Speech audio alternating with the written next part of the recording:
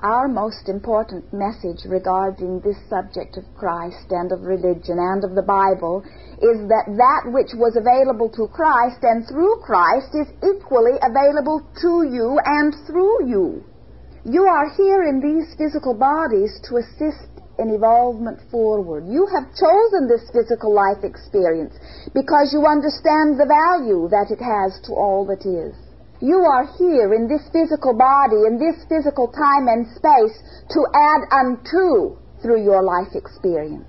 You specifically chose this time to be upon planet Earth because you knew that it would be a time of awakening, a time when more beings than ever before would acknowledge that inner part and begin to communicate and interact with greater self.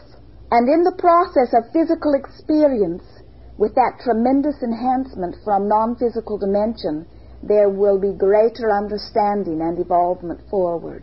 To read someone else's accounting of these things does not give you the knowing.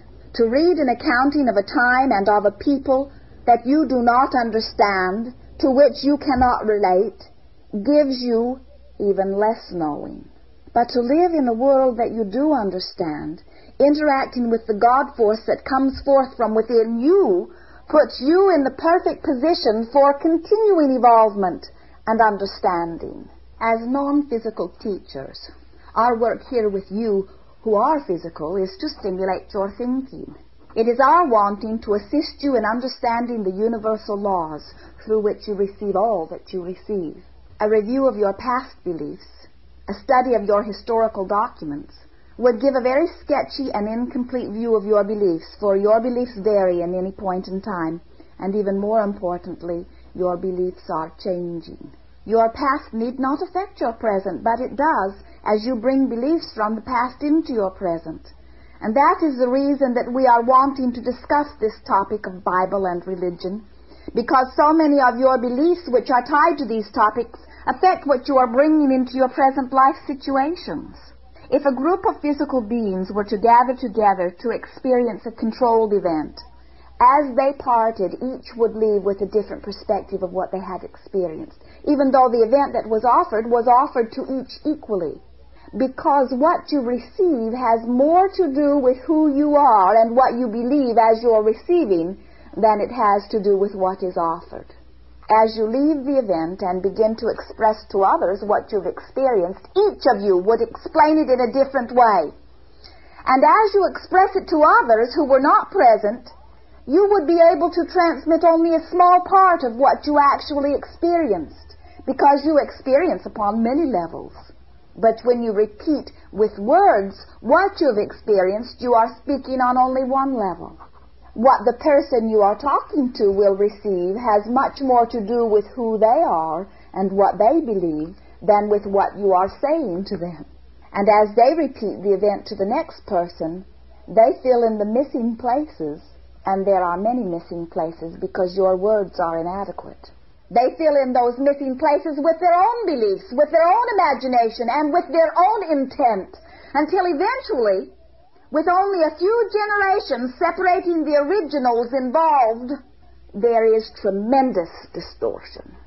Do not rely on the explanation of experiences of others, but seek your own experience, for it is through that which you live that you will gain your knowing. You are physical beings in this time because of your powerful wanting to be physical beings in this time.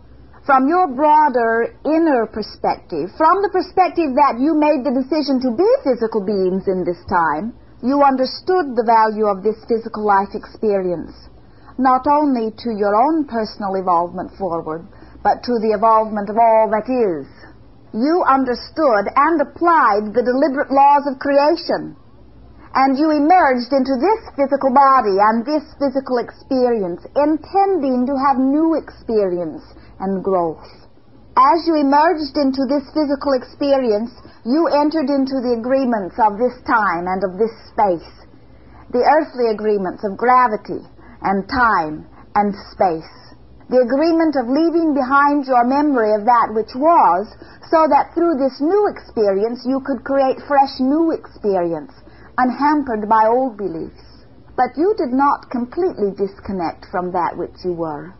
For the inner you, that part of you that exists beyond all births and deaths, exists now, even as you exist here in this physical dimension. And that inner part of you communicates with you from your first day on earth through your emotions.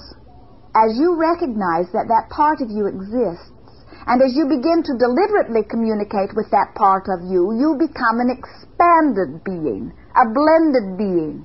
And that was indeed one of your dominant intentions as you chose this time to be a part of physical experience on planet Earth. There have been many great teachers who have come before who have allowed this opening, who have become blended beings, but they have been few. And in many cases, they became great leaders or founders of great new religious thought. You did not emerge into this experience to seek and find such a physical leader. You emerged to open your own passageway to become that blended being yourself. For it is through your own experience that you will gain the knowing, not sitting at the feet of another. Great teachers such as Jesus Christ provide us with much, much more than their words. They provide us with a clear example of their being. There is not death, but eternal life. As you seek the counsel or example of these great teachers, speak with them personally. Let your intent be to experience the clear example of them, rather than the distorted version that is offered through years of editing and distorting. Go to the source of that truth that you seek, and find it yourself, and then trust the guidance that comes forth from within you. You may. It is a fruitless path, that which most physical beings have taken. To find a record, no matter how revered, and to try to fit the meaning of those old dusty words into this new and modern time. To read the words that were spoken to others in a time that is not now remotely understood. As you read today, you cannot, through the words, understand the events of those times. You cannot understand the way those people felt, and you cannot understand the reason for the words that were spoken in those times. And at best, those words were inadequate even then. They were received on many more than audible levels. As we watch physical man from our broader perspective, we see him clamoring over unimportant details, missing the most important part of the messages of the great teachers.